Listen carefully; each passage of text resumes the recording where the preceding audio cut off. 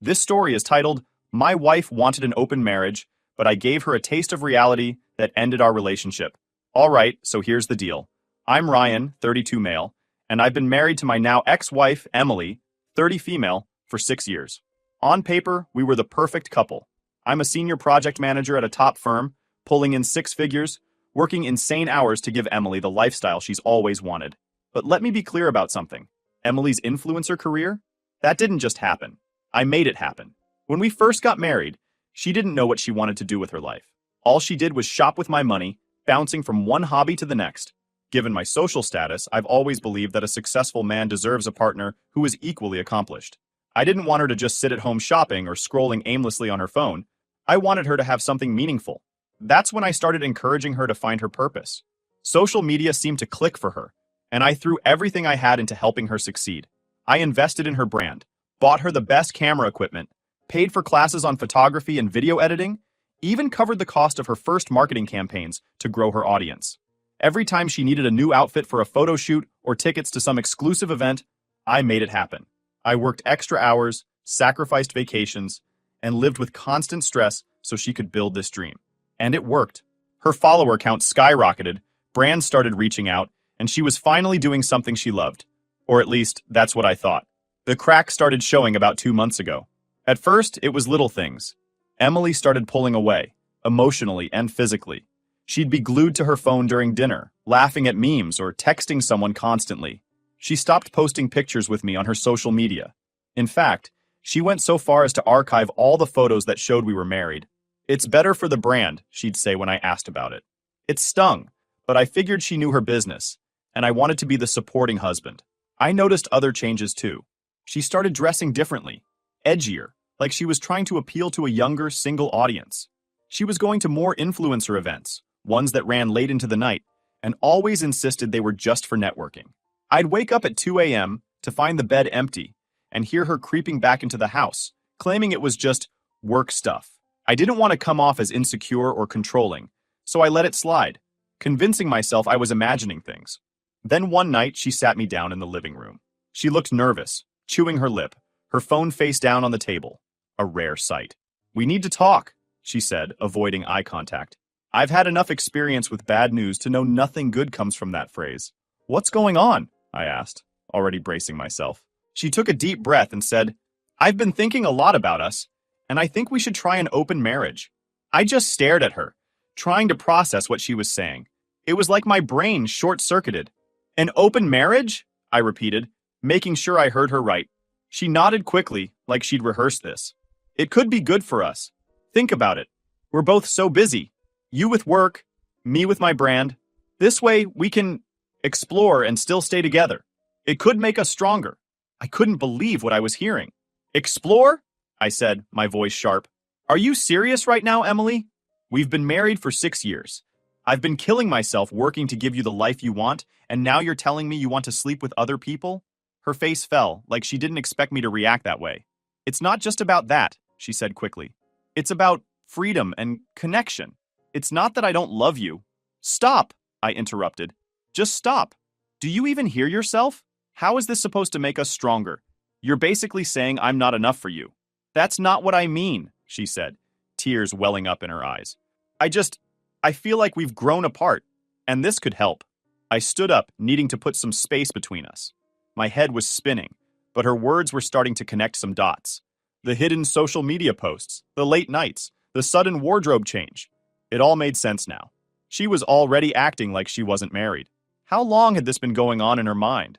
Was there already someone else? "Ryan, please," she said, standing up and reaching for my arm. "We can talk about it. We can set boundaries." "No," I said firmly, pulling away. "I'm not interested in boundaries or whatever else you think this is. I married you because I wanted a life with you. Not with you and whoever else you decide to bring into our bed. If this is what you want, we're done." Her jaw dropped. "You're seriously ending our marriage over this?" "You ended it the moment you thought this was okay," I said. "Pack your stuff and go." She stared at me like I'd slapped her, but I was done. The woman I married wouldn't have even considered something like this. The person standing in front of me was a stranger. Someone who valued her social media clout and superficial freedom more than the life we built together. That night, she packed a bag and left for her parents' house. For the first time in weeks, things made sense. After that night, I shut the door on my marriage and didn't look back. But I wasn't about to mope. I've always been someone who handles problems head on, and this was no different. The next morning, Emily blew up my phone. Her voicemails were a mix of sobbing apologies and desperate bargaining. "Ryan, please, let's talk," one message said. "I didn't mean it. I was just overwhelmed and trying to figure things out." Another said, "You're throwing away everything we built. I love you. Can't we fix this?" I deleted them all without listening to the rest. You don't come back from suggesting an open marriage, not with me anyway. My standards aren't negotiable. She had to learn that the hard way. Her texts kept coming, though. At first, they were frantic. "I made a mistake. You're my everything." When I didn't respond, they turned defensive. "You're overreacting," she wrote. "I was just trying to be honest about my feelings. Isn't that what a marriage is supposed to be about?" The audacity. Honesty. She hadn't been honest in months, not with me or herself. One text said, "After everything I've sacrificed for you, you're really going to throw it all away?" Sacrificed. That one made me laugh out loud. I'd been the one sponsoring her influencer career, paying for her classes, her gear, her endless wardrobe. If anyone sacrificed, it was me. I vented to Mike about it over drinks. He didn't hold back. "She's delusional," he said, shaking his head. "You gave her a life most people can only dream about, and she wants, what, to screw around and call it freedom?" "Exactly," I said. "I'm not playing that game." A few days later, Rachel, one of Emily's closest friends, called me. "Ryan, I know it's none of my business, but Emily's really hurting. She misses you." "She should have thought about that before she tried to rewrite the rules of our marriage," I said bluntly. "I'm done, Rachel. Tell her to move on." Rachel sighed. "She knows she screwed up. She keeps saying she just wants to talk to you, to fix things." "Too little, too late," I said. She made her bed. A few weeks went by and the messages slowed. Emily's Instagram, though? That was a different story. She started posting nonstop, all these glossy photos of her new journey. Empowerment quotes, spa days, and luxury retreats filled her feed. It was all so fake. I wasn't even looking for it, but a coworker showed me one of her posts during lunch. "Isn't this your ex?" she asked, holding up her phone. The caption read, "Sometimes you have to lose everything to find yourself. New beginnings." I rolled my eyes. "Yeah, that's her," I said. "Guess she's thriving." But the big news came from Mike, who called me a few nights later. "You're not going to believe this," he said, barely able to contain his laughter. "I ran into one of Emily's influencer buddies at the gym. Apparently, she's been bragging about some guy named Marcus, calling him her mentor." "Marcus?" I asked, raising an eyebrow. "Yeah, some big shot entrepreneur," Mike said. "Her friend said Emily's been leaning on him a lot lately. Sounds fishy to me." That name rang a bell. Later, I connected the dots. Marcus was the guy I'd seen commenting on her posts, always throwing in flirty compliments. From what Mike shared, Marcus didn't even know Emily was married. He thought she was just another influencer trying to make it big. The picture was clear. She'd lined up her escape plan long before she sat me down for that conversation about an open marriage. Strangely, I didn't feel angry. I felt validated. She hadn't wanted an open marriage because she was overwhelmed or searching for meaning. She'd wanted one because she already had one foot out the door, and now it was clear she hadn't even been honest with the man she'd lined up to replace me. Emily tried to reach out again a week later. Her desperation was palpable. "Ryan, I made a huge mistake," her voicemail said. "Marcus isn't what I thought he was.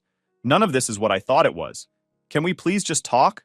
Her calls kept coming, voicemails piling up with pleas about how she wanted to come back, how she didn't realize what she had until it was gone. She even sent a handwritten letter, something she'd never done before, telling me how she felt like she'd ruined the best thing in her life. What I found hilarious, though, was Emily's sudden change of tone. She started blowing up my phone again, but this time it wasn't just about us. "Ryan, I really need to talk to you about the sponsorship for the retreat," she said in one voicemail. "It's so important for my career. Please don't cancel it." The retreat, a big influencer event she had been planning for months. It was a project I had bankrolled from the start. Venue, catering, promotions, everything. Pulling the plug would hit her hard. And after everything, I couldn't justify keeping my name attached to it. I called the event organizers the same day and withdrew all funding. When Emily found out, she spiraled. Suddenly, her pleas weren't about the marriage or her feelings. They were all about saving face. "Ryan, you can't do this to me," she screamed in one voicemail. "This retreat is everything I've worked for. Do you know how this will make me look?" It became painfully obvious she wasn't sorry for what she'd done. She was just sorry it was costing her. As for Marcus, I found out through Rachel that Emily hadn't broken things off with him. She was still stringing him along while pretending to regret her choices. Typical. She was trying to have it both ways, and now she was watching it all fall apart. I felt like I had the upper hand. The life we'd built might be over, but Emily was realizing that I was the one who had built it. Without me, her perfect little influencer world was crumbling, and there wasn't a filter in the world that could fix it. I wasn't about to let Emily's betrayal end with me being the only one in the dark. Marcus deserved to know the truth, and I was going to make sure he heard it straight from me. After some digging, I found his contact information through mutual connections on LinkedIn. I sent him a simple, professional-sounding message. Hi, Marcus. I'm Ryan, Emily's husband. I believe there are some things you should know. Can we meet? To my surprise, Marcus responded quickly. We set up a meeting at a coffee shop downtown. When I walked in, I spotted him immediately. Tall, sharp-dressed, with an air of confidence that screamed, success. He looked up from his laptop, clearly puzzled when he saw me. Ryan? He asked, standing to shake my hand. That's me, I said, sitting across from him. Thanks for agreeing to meet. He looked wary but curious. So, what's this about? I leaned in, lowering my voice. Marcus, I'm not sure if you're aware, but Emily and I have been married for 6 years. His eyes widened. Married? She told me she was single. I figured as much, I said, pulling out my phone and scrolling to a wedding photo. I placed it on the table. That's us 2 years ago at a friend's wedding. She's been hiding our marriage from her followers, and apparently from you too. Marcus's face turned pale as he studied the photo. I had no idea. She always made it seem like she was focused on her career, too busy for a serious relationship. I nodded. That's part of her brand. But the truth is, I've been the one funding her influencer career from day one. Cameras, events, outfits, you name it, I paid for it. And now she's trying to rewrite her life story to erase me. Marcus leaned back, clearly shaken. Why are you telling me this? Because she's using you, I said bluntly. And I thought you deserved to know. But more than that, I have a plan. And I think you'll want to be part of it. A plan? He asked, his eyebrows raising. I laid it out for him. Together, we could expose Emily's lies to her followers. With Marcus's inside knowledge and my receipts of everything I'd done for her career, we had all the ammunition we needed. Think about it, I said. She's built her entire image on transparency and authenticity. The moment people find out she's been lying about her personal life, her credibility is gone. Marcus stared at me for a moment, then nodded slowly. All right, I'm in. But on one condition. I want nothing to do with her after this. Deal, I said, shaking his hand. Let's make this count. The conversation with Marcus didn't just give me relief. It felt like the first real step in taking revenge. Here was someone else who had been dragged into Emily's web of lies. And now we had a common goal, to expose the truth. I left the coffee shop that day feeling lighter, with a renewed sense of purpose. I kept thinking about how Emily had built her entire career and life on this fake image of perfection. People adored her, looked up to her as some kind of role model. The thought of shattering that illusion felt huge and satisfying. This wasn't just going to hurt her. It was going to completely dismantle her life. The next day, Marcus and I started outlining our approach. We decided to meet again, this time at his place. When I arrived, he'd already started pulling together some of the messages Emily had sent him. Check this out, he said, sliding his laptop across the table. I leaned over and read through a series of flirty texts. She'd called him her mentor and gushed about how much she appreciated his support. It made me sick to my stomach. The messages weren't explicit, but they were manipulative. She'd clearly been stringing him along, playing the part of the ambitious single influencer who just needed a little guidance. This is gold, I said, scrolling through the screenshots. But we'll need more if we're going to make this stick. I've got more, Marcus said, pulling up another folder on his computer. This one was full of photos from events they'd attended together. She'd always posed strategically, making sure to crop out her ring or avoid any shots that might suggest she wasn't single. Unbelievable, I muttered. She's been doing this for months, hasn't she? Marcus nodded. At least. Honestly, I feel like an idiot for not seeing it sooner. You're not an idiot, I said. She's good at this. It's what she does. But now, we're going to turn the tables. We spent hours that day organizing everything. I pulled up my own files. Financial records, old photos, even emails from when I'd first helped her get started. The deeper we dug, the clearer it became that Emily had been planning this for a long time. She'd started phasing me out of her life well before she brought up the idea of an open marriage. It wasn't about exploration or freedom, it was about crafting a narrative that didn't include me. By the end of the day, we had a mountain of evidence. Marcus leaned back in his chair, looking exhausted but satisfied. All right, he said. What's the next move? We sit on this for now, I said. I want to make sure we do this right. No rushed decisions. Marcus nodded. Agreed. This has to be airtight. Emily thought she was untouchable. And honestly, it was hilarious. The arrogance, the overconfidence. It oozed out of everything she did. She wasn't smart. She was just so full of herself that she assumed everyone else was too dumb to notice her schemes. She thought she'd outsmarted me, outmaneuvered Marcus, and built herself this unshakable empire. But the truth?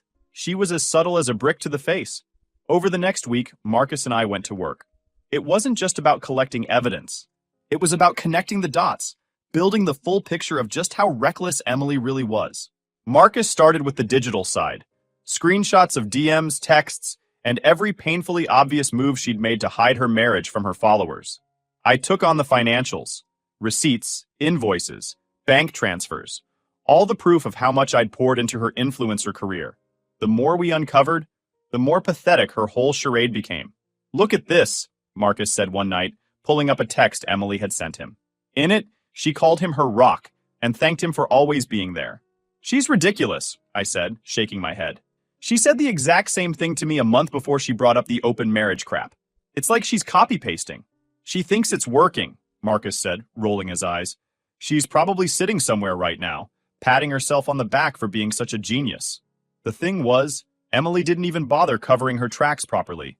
Her lies were sloppy, her manipulations obvious. She wasn't careful. She just assumed no one would call her out. Like at events, where she'd crop her wedding ring out of photos but leave little details that anyone paying attention could spot. Or the way she'd flirt with Marcus in texts while asking me for money in the same breath. She wasn't smart. She was lazy. By midweek, we had a shared folder titled The Real Emily. It was packed with files, event photos, incriminating texts, and financial records that laid bare how much of her career was built on my dime. Each file was like another nail in her coffin. Marcus and I couldn't help but laugh at how easily the pieces came together. She's going to lose it when this drops, Marcus said, scrolling through the folder. She'll probably try to spin it, though. Let her, I said. She can't spin her way out of this. It's too much. The plan was simple. We'd start with the texts, let people see how fake she was. Then we'd follow up with the financials, showing how she'd used me as her personal ATM.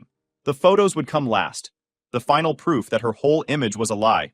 Emily thought she was untouchable. She was about to find out just how wrong she was. By Friday, everything was ready. We timed it perfectly.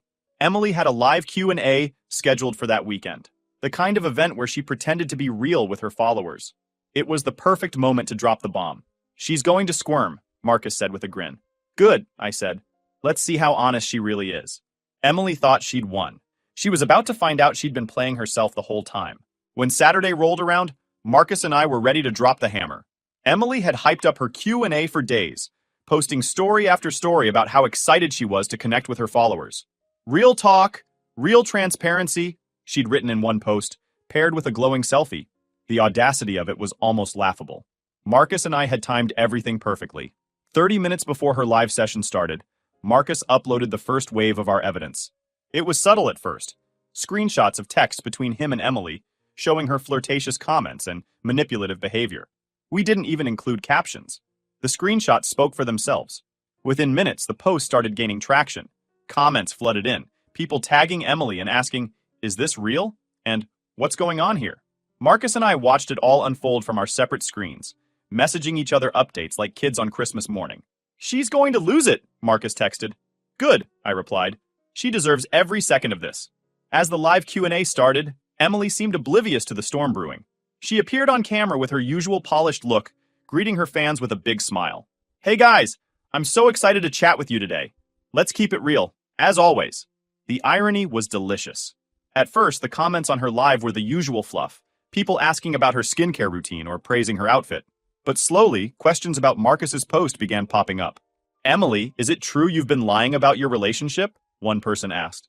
Another chimed in, "What's this about you hiding your marriage?" Emily's smile faltered, but she kept going. "Okay, let's focus on the positive today, guys. This is a safe space, no drama," she said, laughing nervously. Marcus wasn't done. 10 minutes into her live, he posted the second wave.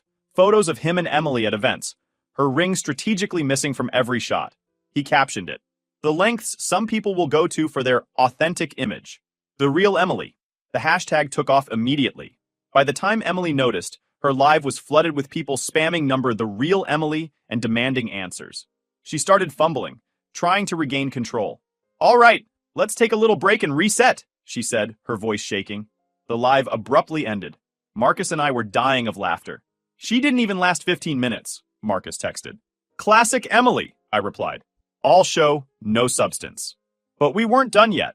While Emily scrambled to figure out her next move, I uploaded the final piece of evidence, the financial records. Screenshots of bank transfers, receipts for her camera equipment, invoices for the events I'd paid for, all labeled with a simple caption, "Every empire has a foundation." This was hers. The real Emily. The internet exploded. Within hours, the real Emily was trending, and Emily's carefully curated image was in shambles. Brands she'd worked with started quietly unfollowing her, and her fans were turning against her in droves. I'd expected Emily to call me, but she didn't. Instead, I got a message from Rachel, one of her closest friends. "Ryan, I don't know what's going on, but Emily's having a meltdown. She's saying you and Marcus are trying to ruin her life." "She ruined it herself," I replied. "We just held up the mirror." The silence from Emily lasted until the next morning, when I finally got a call from her. Her voice was unsteady, somewhere between rage and desperation. "Ryan, what the hell have you done?" she snapped. "Expose the truth," I said calmly. "Something you should have done a long time ago. You've destroyed everything. My career, my reputation. Why would you do this to me?" "Because you destroyed our marriage," I replied. "You lied to me. To Marcus. To everyone. Did you really think you could keep it up forever?" "I can fix this," she said quickly. "Just take it down, and I'll make it right." "No," I interrupted. "This isn't something you can fix. You wanted an empire built on lies. Now you can deal with the collapse." Emily's sobs on the other end of the line didn't faze me. For the first time in months, I felt free. By the end of the weekend, Emily had gone silent on social media. Her accounts were still up, but the comments were disabled, and her last post was from days before. The moment the divorce papers were filed, it was like cutting the last thread that tethered me to Emily's chaos. I'd given her enough chances to come clean, to be a decent person, and she'd squandered every single one of them. It wasn't just about the lies anymore. It was about reclaiming my life, my peace, and my dignity. Emily's reaction was as predictable as ever. The second she was served, my phone started blowing up. At first, the texts were angry. "You can't be serious. You're really going to throw everything away over this? This is a mistake, Ryan. You're being petty and vindictive." Then, when I didn't respond, the tone shifted. "I miss you. I don't know how I let things get this bad. Please, let's talk. You're my husband. We can fix this. I'll do whatever it takes." It was classic Emily, full of empty promises and manipulative pleas. But this time, I wasn't biting. I'd heard it all before, and I wasn't about to fall for it again. The divorce process was quick, thanks to the airtight evidence Marcus and I had gathered, and thanks in the first place to the prenup I suggested signing before we got married. Emily didn't even try to fight it, probably because she knew she didn't stand a chance. One of the best moments came when my lawyer informed me that Emily had agreed to the terms without contest. She'd get nothing. No alimony, no division of assets, nothing. Her influencer empire, such as it was, had crumbled to dust, and she was left scrambling to pick up the pieces.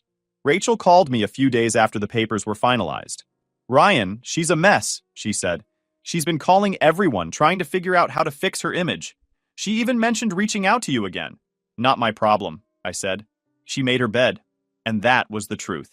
Emily had spent years building her brand on lies, using people like disposable tools to climb her way to the top. Now, with no brand, no husband, and no backup plan, she was finally facing the consequences. A few weeks after the divorce, I ran into her at a coffee shop. She looked different. The polished, camera-ready facade was gone, replaced by someone who looked genuinely lost. She spotted me and hesitated, then walked over.